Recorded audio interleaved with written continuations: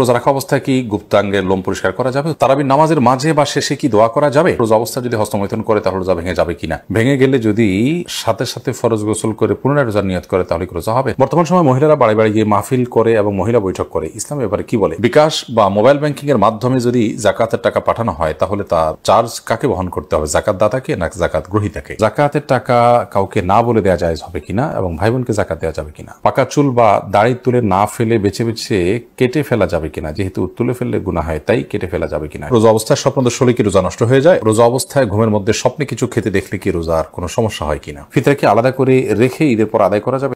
সর্বপ্রথম যে প্রশ্নটি আমি দেখতে পাচ্ছি সেটি হলো, রোজা অবস্থায় ঘুমের মধ্যে স্বপ্নে কিছু খেতে দেখলে কি রোজার কোনো সমস্যা হয় কিনা? রোজা অবস্থায় স্বপ্নে যদি আমরা কোনো কিছু খেতে দেখি তাতে আমাদের রোজার কোনো ক্ষতি হবে না। স্বপ্নে শুধু খেতে দেখা নয়, অন্য যাই দেখে না কেন, স্বপ্নে দেখা বিষয়গুলো যেহেতু বান্দার এখতিয়ারাধীন নয়, ইচ্ছাকৃত মানুষ স্বপ্নে দেখে না সাধারণত, যার কারণে এটার কোনো দায় বান্দাকে বহন করতে হবে না। বিধায় রোজা অবস্থায় স্বপ্নে আমরা যাই দেখি না কেন তার জন্য আমার রোজা ভঙ্গ হবে না। এরপর প্রশ্ন হলো, জাকাতের টাকা কাউকে না বলে দেওয়া যায় হবে কিনা এবং ভাই বোনকে জাকাত দেওয়া যাবে কিনা? ভাই বোন তারা যদি প্রাপ্তবয়স্ক হয়ে থাকে, অভাবী থাকে, জাকাতের হকদার থাকে, তাদেরকে অবশ্যই জাকাতের টাকা দেওয়া যাবে। জাকাতের টাকা দিয়ে তাদেরকে স্বাবলম্বীও করে দেওয়া যাবে এবং জাকাতের টাকা দেওয়ার সময় জাকাত যিনি নিচ্ছেন তাকে না বলেও দেওয়া যাবে। আপনি মনে মনে নিয়ত করলেন জাকাত দিচ্ছেন, তাকে বললেন যেটা আপনি খরচ করেন, আপনি নিয়ত করলেন জাকাত থেকে দিচ্ছেন, এটা যথেষ্ট হবে। তাকে বলে দেওয়াটা এটা আবশ্যক কোনো বিষয় নয়। রমজান মাসে গুনাহ মাপের আমল ও দোয়া কি জানালে উপকৃত হব?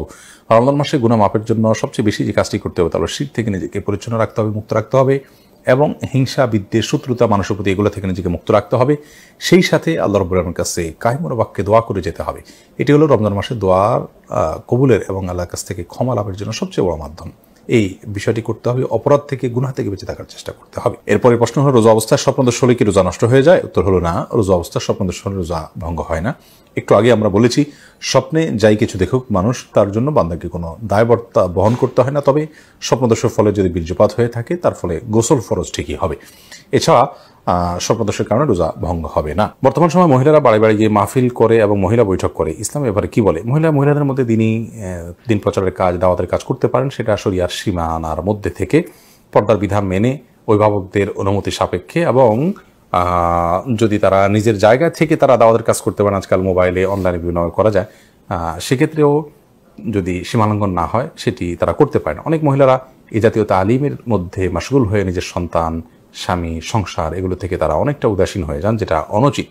এক্ষেত্রে আমাদের ব্যালেন্স করতে হবে এবং সীমা লঙ্ঘন করা যাবে না। দাওয়াতের কাজ বা ইসলাম প্রচারের কাজ পুরুষদের পাশাপাশি মহিলারাও করবেন, সেটা বলা বাহুল্য। মাজিদুল ইসলাম আপনি লিখেছেন, প্রবাসীদের ফিতরা আদায়ের বিধান কি? আমরা কি দেশের হিসাব করে ফিতরা আদায় করবো নাকি যেখানে থাকি ওই জায়গার হিসাবে দেওয়া লাগবে? আপনি যেখানে থাকেন সেখানকে হিসাব করে আপনি ফিতরা দিবেন। ফিতরা কি আলাদা করে রেখে ঈদের পর আদায় করা যাবে? না, ঈদের পর আদায় করলে ফিতরা আদায় হবে না, বরং ফিতরা আদায় করতে হবে ঈদের সালাতের আগে। নবী করিম সাল্লাল্লাহু আলাইহি ওয়াসাল্লাম বলেছেন, মান আদ্দাহা ক্বাবলা সালাহ, যে ব্যক্তি ঈদের আগে ফিতরা আদায় করবে, ফাহিয়া মাকবুলা, তাহলে সেটা ফিতরা হিসেবে কবুল হবে। ওয়া মান আদ্দাহা বা'দা সালাহ, যে ব্যক্তি ঈদের পরে আদায় করবে, ফাহিয়া সাদাকাতুম মিনাস সাদাকাত, 10টা সাদাকার মধ্যে সাধারণ দান হবে। ফিতরার যে দায়িত্ব, সেই দায়িত্বের ফলে কিন্তু আদায় হবে না। এরপর প্রশ্ন, রোজা রাখলে হাত পা কাঁপে, মাথা ঘুরায়, শোয়া থেকে উঠতে পারি না, এখন কি করা উচিত? রোজা রেখে যদি কারোর এরকম পরিস্থিতি হয় এবং এটা যদি সহনীয় পর্যায়ে থাকে তাহলে তাকে সিয়াম রাখতে হবে। এই অজুহাতে সিয়াম ভাঙার সুযোগ নেই। আর যদি এটা চরম পর্যায়ে পৌঁছে যায় এবং কোনোভাবেই যদি এটা তারা করতে না পারেন, অর্থাৎ এই সিয়াম রাখতে গিয়ে তার মাথা ঘোরানো এবং হাত পা কাঁপা, এটা যদি চরম পর্যায়ে পৌঁছে, যেটা অসহনীয় পর্যায়ে এবং আশঙ্কা থাকে তার জীবনের উপরে, ডক্টর দেখানোর পর ডক্টরও যদি তাকে রেকমেন্ড করেন, যিনি সিয়ামের গুরুত্ব বুঝেন, এরকম ডক্টর, অভিজ্ঞ ডক্টর, তিনি যদি বলেন যে সিয়াম ভেঙে ফেলতে হবে, তাহলে সেক্ষেত্রে রোজা না রাখার সুযোগ আছে। কিন্তু সামান্য একটু শরীর খারাপ লাগছে, তখন রেস্ট করবেন, শুয়ে থাকবেন, কিন্তু রোজা ভাঙতে যাবেন না ঠুনকো অজুহাতে। এরপরে প্রশ্ন হলো, রোজা অবস্থা যদি হস্তমৈথুন করে তাহলে রোজা ভেঙে যাবে কিনা? ভেঙে গেলে যদি সাথে সাথে ফরজ গোসল করে পুনরায় রোজার নিয়ত করে তাহলে কি রোজা হবে? না, এর ফলে রোজা আর জোড়া লাগবে না। হস্তমৈথুন করে বীর্যপাত যদি কেউ করে তার ফলে রোজা ভেঙে যাবে। এই রোজা তাকে পরবর্তীতে রেখে দিতে হবে এবং এই রোজার ভাঙার ফলে তাকে কাফারাও আদায় করতে হবে। অর্থাৎ একটি রোজার কারণে তার একটা রোজা তো কাজা করতেই হবে, সাথে আরও 60টা রোজা টানা ধারাবাহিকভাবে বিরতিহীনভাবে রেখে দিতে হবে। এটি তার জন্য একরকম শাস্তি এবং এটি জঘন্য অপরাধ বটে, যার কারণে আল্লাহ মাফ করুক। এ ধরনের অপরাধ থেকে আল্লাহ তাআলা হেফাজত করুন এবং এই ধরনের অপরাধ থেকে আমাদেরকে বেঁচে থাকার মতো ইমানের শক্তি তাকওয়া আল্লাহ তাআলা আমাদেরকে দান করুন। এরপরে প্রশ্ন হলো, মানুষ মারা গেলে লাশের পাশে কোরআন পড়া যাবে কিনা? লাশের পাশে কোরআন পড়ার কোনো নির্দেশনা কোরআন হাদিসে আছে বলে আমরা জানি।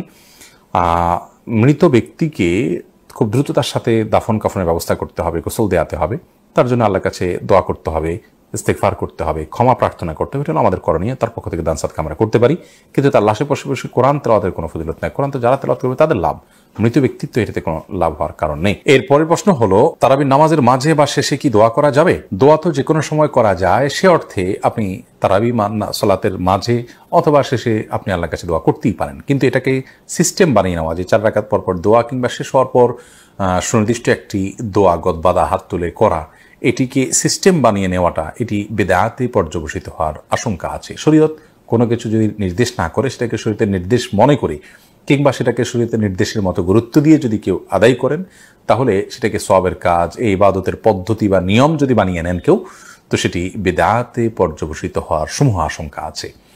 আপনি নিজে থেকে এমনি কখনো দোয়া করলেন, কখনো করলেন না, সেটা একান্ত আপনার ব্যক্তিগত বিষয়, কিন্তু সুনির্দিষ্ট দোয়ার ফরম্যাট ঠিক করে নেওয়ার কোনো সুযোগ কিন্তু নেই। এরপরে প্রশ্ন হলো, বিকাশ বা মোবাইল ব্যাংকিং এর মাধ্যমে যদি জাকাতের টাকা পাঠানো হয়, তাহলে তার চার্জ কাকে বহন করতে হবে, জাকাত দাতাকে না জাকাত গ্রহীতাকে? গুরুত্বপূর্ণ প্রশ্ন। মোবাইল ব্যাংকিং এর মাধ্যমে অথবা যে কোনো উপায়ে যদি আপনি জাকাত অভাবী মানুষের কাছে পাঠান, তাহলে জাকাত দাতা হিসাবে এটার খরচ আপনাকে বহন করতে হবে, জাকাত গ্রহীতাকে এর খরচ বহন করতে হবে না।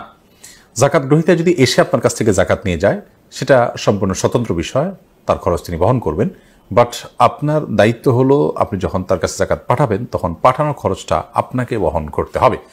ধরুন 10,000 টাকা আপনি বিকাশ করেছেন অথবা এম ক্যাশ করেছেন কিংবা নগদ উপায় বা আরও যে সমস্ত মোবাইল ব্যাংকিং এর ব্যবস্থাপনা আছে কিংবা অন্য কোনো উপায় আপনি পাঠালেন, এই পাঠানোর ক্ষেত্রে যে খরচটা হবে সেই খরচটা আপনাকে সাথে দিয়ে দিতে হবে। 10,000 টাকাটার সাথে অতিরিক্ত খরচের টাকাটা আপনাকে দিতে হবে, অর্থাৎ যাতে নিট 10,000 টাকা গরিব মানুষ উত্তোলন করতে পারে আপনার জাকাত থেকে।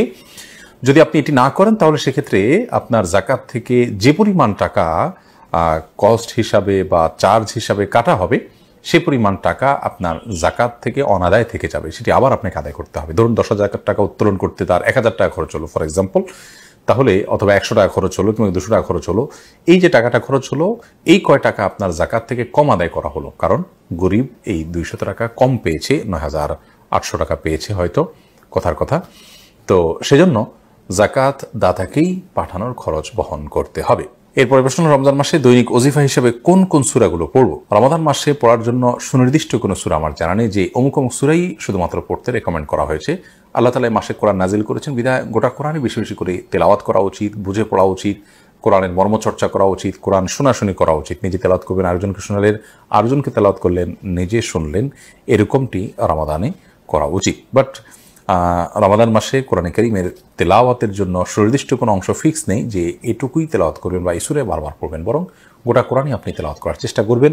পুরো কোরআন যদি পড়ে শেষ করতে না পারেন, আপনি চেষ্টা করবেন কোরআনের মধ্যে থাকার, কোরআনের মধ্যে সেটা কোরআন পড়তে পড়তে আপনি মাঝামাঝি যান বা যতটুকু যান গেলেন, কিন্তু কোরআনকে আপনি পড়ে এবং কোরআনকে সময় দিয়ে আপনি রমজান কাটানোর চেষ্টা করবেন।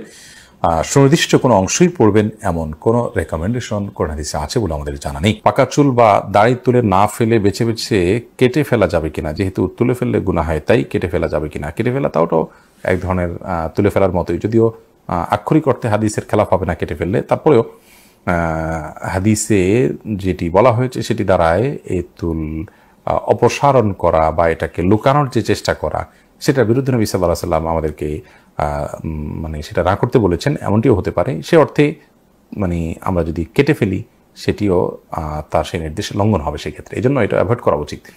এবং তিনি বিকল্প যেটি বলেছেন তা হলো যে আমরা যে কোনো কালার করতে পারি, কালো ছাড়া লাল ইত্যাদি কালার করতে পারি। একা একা নামাজ পড়ার ক্ষেত্রে সূরা তেলাওয়াত, সূরা কোরআন তেলাওয়াতের সময় ঠোঁট না নাড়িয়ে মনে মনে তেলাওয়াত করা জায়েজ আছে কিনা? একা একা যখন আমরা সালাত আদায় করবো, তখন সূরা, কেরাত ইত্যাদি এগুলো আমাদেরকে ঠোঁট নাড়িয়ে তেলাওয়াত করতে হবে। মনে মনে তেলাওয়াত করলে সেটা তেলাওয়াত হিসাবে গণ্য হবে না, কোরআন পাঠ হিসাবে গণ্য হবে না। পাঠের জন্য অবশ্যই আমাদের ঠোঁট, জিহ্বা ইত্যাদি নড়তে হবে। এর পরের প্রশ্ন হলো, রোজা রাখা অবস্থায় কি গুপ্তাঙ্গের লোম পরিষ্কার করা যাবে? উত্তর হলো করা যাবে, কোনো অসুবিধা নাই। এর ফলে রোজার বা সিয়ামের কোনো ক্ষতি হবে না।